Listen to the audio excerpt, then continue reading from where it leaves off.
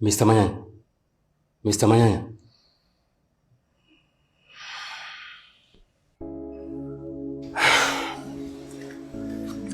Pole sana kwa kushtua, Mister. Please, Doc. Don't tell me for the bad news. Relax, Mister. Relax, okay? Mgonjwa tumempokea jana usiku akiwa katika hali mbaya. Na vipimo vinaonyesha kuwa alikunywa sumu. Lakini now she's okay. Oh, thank God. Yeah. No. Yani jambo la kushukuru, walimwaisha mapema sana hospitali. Lakini kama wangechelewa ingekuwa ni shida zaidi. Lakini kuna shida kidogo kwenye ujauzito.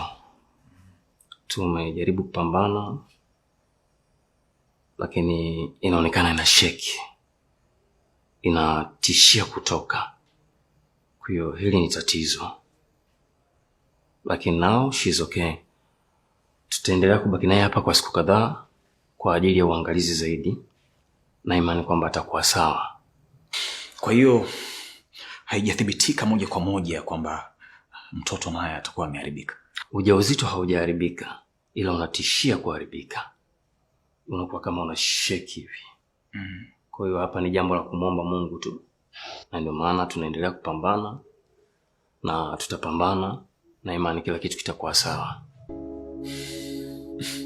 Sawa. Asante sana. Don't worry. And one favor, please. Yes. Kama inawezekana. Si yuko macho? Yeah, yuko macho. Si unaweza kumuona mara moja labda za kumsalimia. Lakini huu sio muda wa kuona wagonjwa, Mister. Ila kwa wewe naweza nikakuruhusu kaenda kumuona. Okay? Ila kwa nyinyi mabinti itabidi msubiri hapo hapo mpaka ukifika muda wa kuweza kuona wagonjwa utaruhusiwa mkaenda mkamuona, okay? Sawa. Okay, Mister. Naam. Naweza kwenda. Asante sana.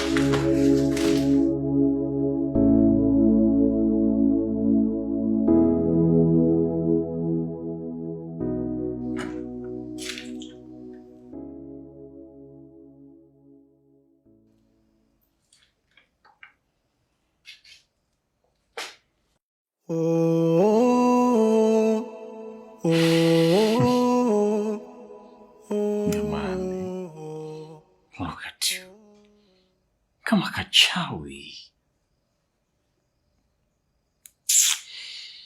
Kuchape na kabusu msafirisho.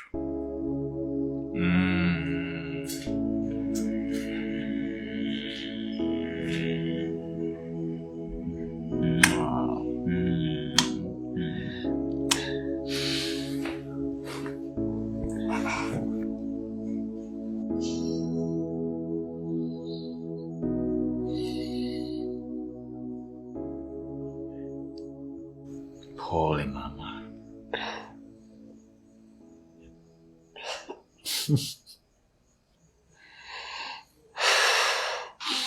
Come on.